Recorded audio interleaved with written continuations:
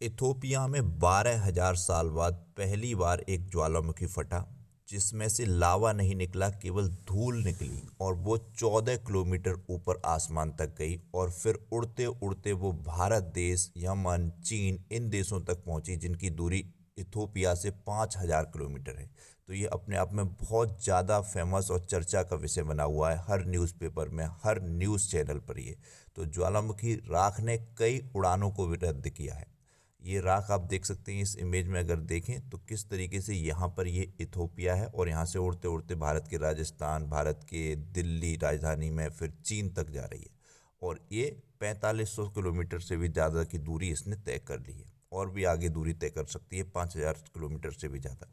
तो इसमें लावा नहीं निकला है, सबसे इम्पोर्टेंट घटना तो ये है। इसमें धूल निकली है और धूल में कई गैसें हैं जो जहरीली हैं, जो प्रभावित कर रही हैं और आसमान में 14 किलोमीटर ऊपर तक गई है। तो ये 14 किलोमीटर ऊपर आसमान में लंबी दूरी के विमान उड़ते हैं और उन विमानों को बेहद प्रभावित किया है इसने, उनकी दूरी को रोका गया है, उनको रोका गया है विमानों को। तो ये काफ़ी इंपॉर्टेंट हो जाता है, ये एग्जाम में पूछा जाएगा आपको। इथोपिया का हेली गुब्बी ज्वालामुखी काफ़ी इंपॉर्टेंट नाम है, जरूर देखने को मिलेगा।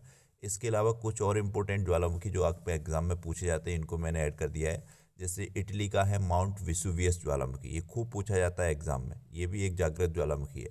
माउंट एटना ज्वालामुखी, ये इटली के सिसिली में है, खूब एग्जाम में पूछा जाता है, ये भी यूरोप का सबसे सक्रिय ज्वालामुखी माना जाता है। माउंट किलिमंजारो न जाने कितनी बार एग्जाम में रिपीट हुआ है, ये तंजानिया में है। माउंट फूजी ज्वालामुखी बहुत ज़्यादा एग्जाम में पूछा जाता है, जापान का है ये। माउंट मोना लाओ ज्वालामुखी, ये अमेरिका का है, काफ़ी इंपॉर्टेंट है ये। दुनिया का सबसे बड़ा ढालाकार ज्वालामुखी है मानो लोआ ज्वालामुखी।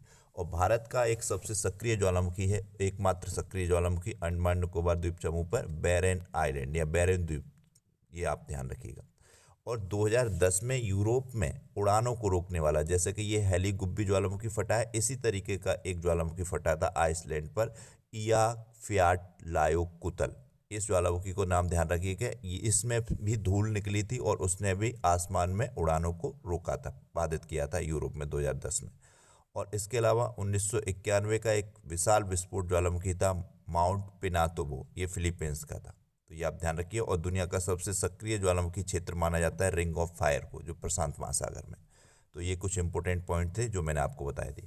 एक आप क्वेश्चन बताइएगा, अभी हाल ही में रिसेंटली कुछ टाइम पहले 2025 में ही भारत में मड ज्वालामुखी फटा, तो वो मड ज्वालामुखी कहाँ पर है, भारत के किस जगह पर है, किस स्थान पर है, ये आप कमेंट बॉक्स में बताइएगा।